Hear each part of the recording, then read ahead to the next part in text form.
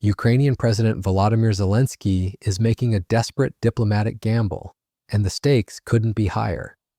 As Donald Trump prepares to sit down with Vladimir Putin in Alaska this Friday, Zelenskyy is fighting tooth and nail to secure his place at what could be the most consequential negotiation of the 21st century.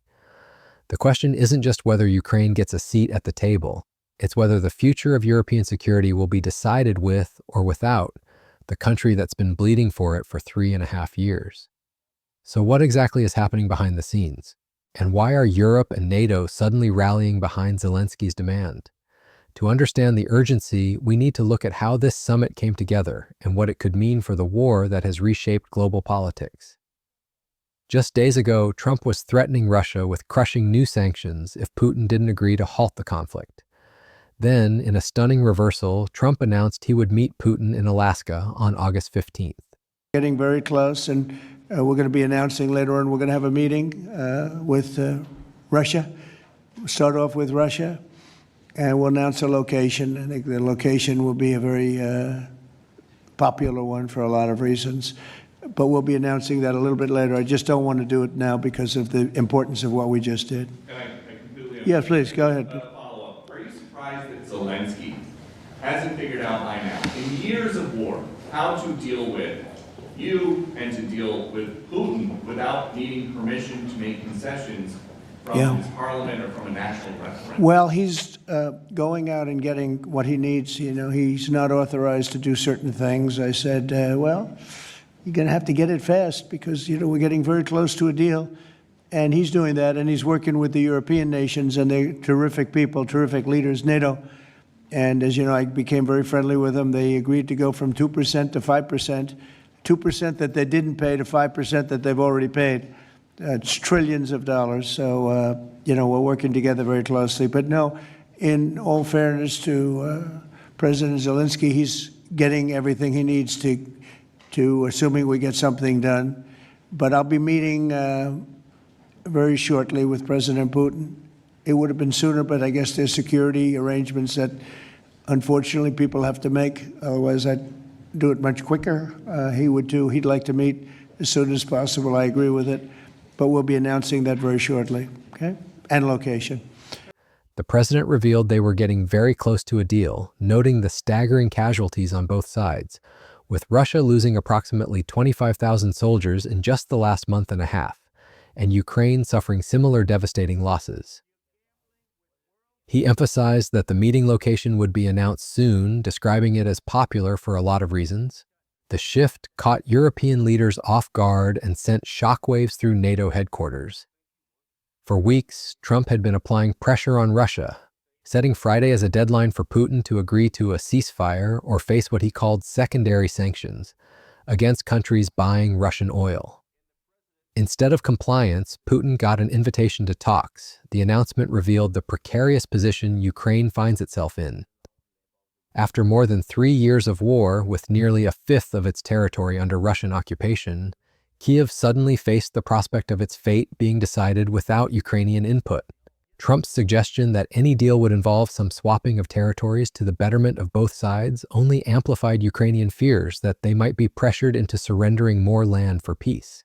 This is the former U.S. ambassador to Russia and MSNBC International Affairs analyst Michael McFaul, a good friend to us.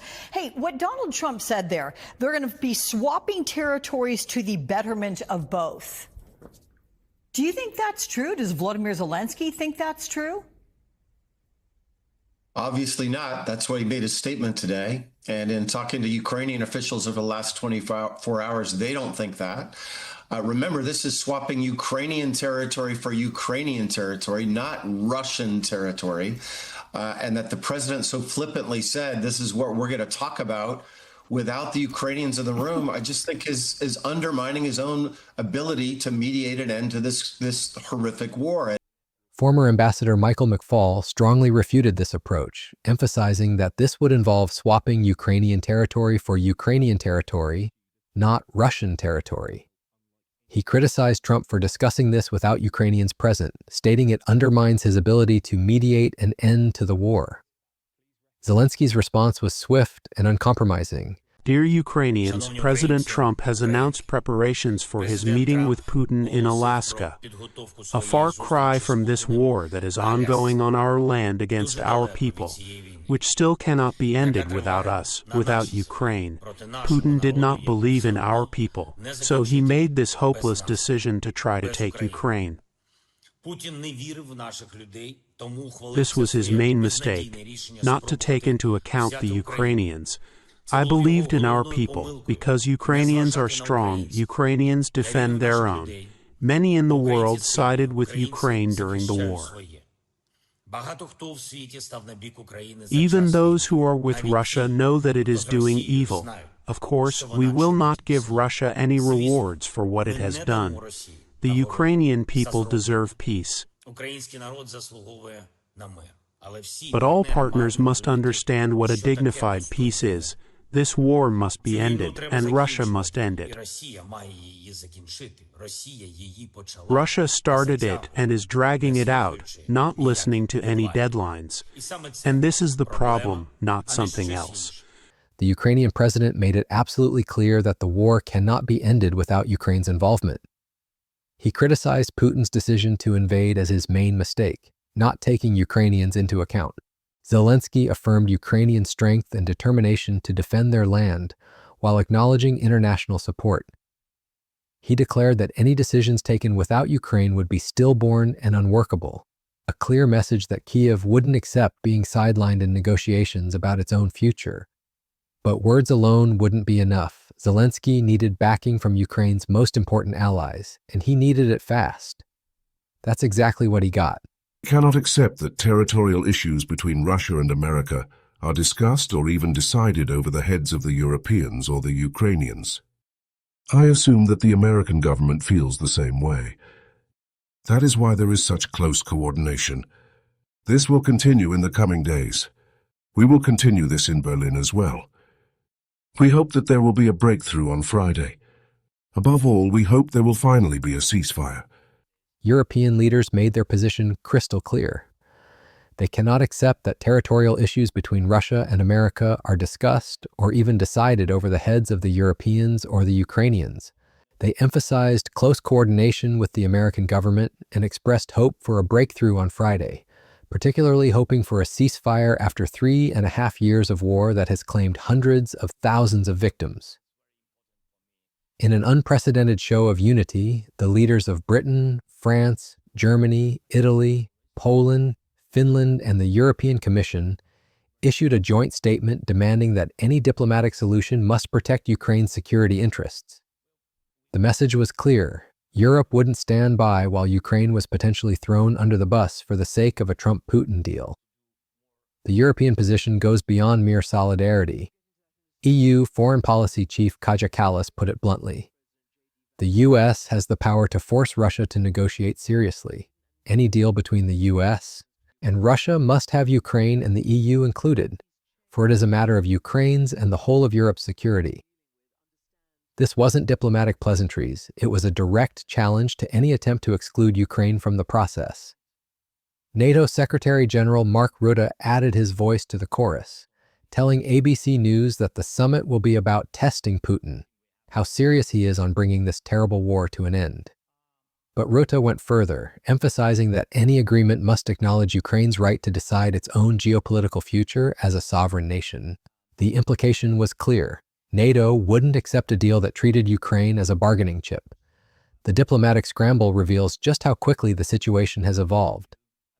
According to sources familiar with the matter, the summit came together very rapidly after Trump's envoy, Steve Witkoff, spent 3 hours meeting with Putin in Moscow just days earlier. The speed of the development caught even the White House off guard, with details still in flux as European leaders rushed to understand what was being planned. While the White House hasn't completely ruled out Zelenskyy's participation, the initial preparations were clearly for a bilateral Trump-Putin meeting. A White House official indicated that Trump remained open to a trilateral summit with both leaders, but emphasized they were planning for the bilateral meeting that Putin had requested. The careful wording suggested that including Zelenskyy would require significant diplomatic maneuvering. Putin, meanwhile, has been clear about his position. The Kremlin leader ruled out meeting Zelenskyy directly, claiming the conditions for such an encounter were unfortunately still far from being met. This stance reflects Putin's broader strategy of trying to negotiate over Ukraine's head, rather than with Ukraine as an equal partner.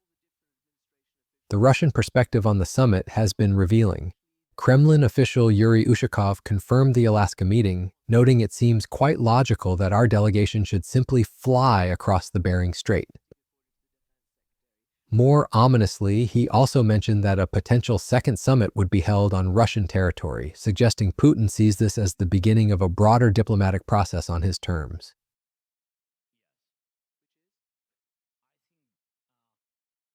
Yes, good morning. Well, this is the Kremlin's ideal scenario, that they want to get Putin in a room with Trump, essentially alone, without Zelenskyy, in order to influence the US on an outcome that will be favorable to Russia.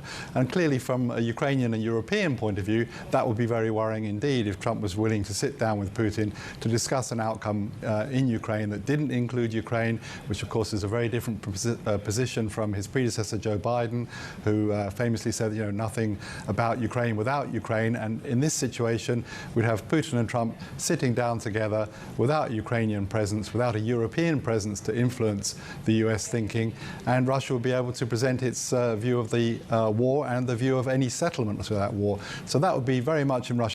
Bloomberg analyst Tony Halpin explained this is the Kremlin's ideal scenario, getting Putin alone with Trump without Zelenskyy to influence the US toward an outcome favorable to Russia. This would be very worrying for Ukraine and Europe, as it represents a major shift from Biden's nothing about Ukraine without Ukraine policy. Russia's investment envoy Kirill Dmitriev warned that countries interested in continuing the conflict would make titanic efforts to disrupt the planned Trump-Putin meeting. While he didn't name specific countries, the implication was clear. Russia sees European support for Ukraine's inclusion as an attempt to sabotage what Moscow hopes will be direct US-Russia negotiations. The stakes of this diplomatic battle extend far beyond the immediate question of summit participation. As one European official noted, what emerges from Alaska could be catastrophic for Ukraine and Europe if the wrong kind of deal is struck. The fear is that Trump, eager for a foreign policy victory, might agree to terms that essentially reward Russian aggression while leaving Ukraine vulnerable to future attacks. This concern isn't theoretical. Russia analysts believe Putin is convinced he's winning the war and can achieve his ultimate goal of subjugating Ukraine, stripping it of its military capacity and blocking it from joining NATO. From Putin's perspective, direct negotiations with Trump offer the best chance to lock in these gains without having to deal with Ukrainian resistance or European objections. The European counter-strategy has been to present a united front, emphasizing that Ukraine must have robust and credible security guarantees to defend its sovereignty and territorial integrity. The joint statement from European leaders declared that the path to peace cannot be decided without Ukraine, a direct rebuke to any attempt at great power negotiations over Ukraine's head. NATO's position has been particularly significant. The alliance's backing gives Zelenskyy's demand international legitimacy and suggests that any deal excluding Ukraine could face serious implementation challenges. NATO's emphasis on Ukraine's right to decide its own future also signals that the alliance won't accept a settlement that treats Ukraine as being within Russia's sphere of influence. The timing of this diplomatic crisis couldn't be more critical. Russia has recently launched some of its heaviest air attacks of the entire war against Kyiv and other Ukrainian cities. The intensified bombing campaign appears designed to pressure Ukraine into accepting unfavorable terms while demonstrating Russia's continued military capabilities to potential negotiating partners.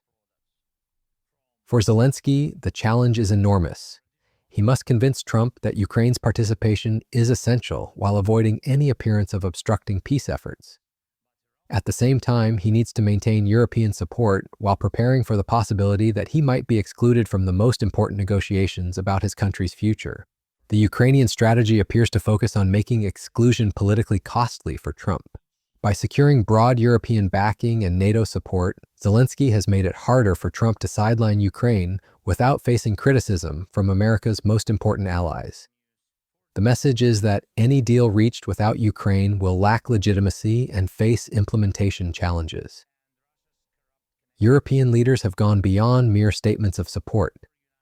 EU foreign ministers are meeting Monday to discuss next steps, suggesting coordinated action if Ukraine continues to be excluded. The threat of European non-cooperation with any Trump-Putin deal adds another layer of complexity to the negotiations. The broader implications of this summit extend well beyond Ukraine. How it's handled will signal whether the post-Cold War international order, based on principles like sovereignty and territorial integrity, will survive the Trump presidency. European leaders clearly see this as a defining moment for transatlantic relations and the future of European security. Vice President J.D. Vance's recent meetings with European allies and Ukrainian officials in the UK represent another dimension of the diplomatic maneuvering. Vance's acknowledgement that any negotiated settlement is unlikely to satisfy either side completely suggests the administration understands the complexity of reaching a durable agreement. The Alaska summit location itself carries symbolic weight. Choosing neutral territory rather than Washington or Moscow suggests both sides want to avoid giving the appearance that one is supplicating to the other. But for Ukraine, being excluded from talks about its own future on any territory feels like a betrayal of the principles it's been fighting to defend. As Friday approaches, the diplomatic battle over Ukraine's participation has become a test of the international system itself. Will great powers be allowed to negotiate the fate of smaller countries without their consent? Or will the principle that nations have the right to determine their own future prevail? Zelensky's fight for a seat at the table isn't just about Ukraine. It's about whether the rules-based international order has any meaning in the age of Trump and Putin. The outcome of this diplomatic struggle will echo far beyond Alaska. If Ukraine is excluded and accepts whatever deal emerges, it could set a precedent for how conflicts are resolved in the 21st century. If European opposition forces the inclusion of Ukraine, it might demonstrate that American allies still have the power to influence U.S. foreign policy. And if the summit collapses over the participation question, it could signal that the war in Ukraine is far from over. For now, Zelenskyy has won a crucial victory in securing European and NATO backing for his demand to participate. But the real test comes Friday, when the world will learn whether the future of European security will be decided with Ukraine at the table or without it. The answer will shape not just the end of this war, but the beginning of whatever comes next.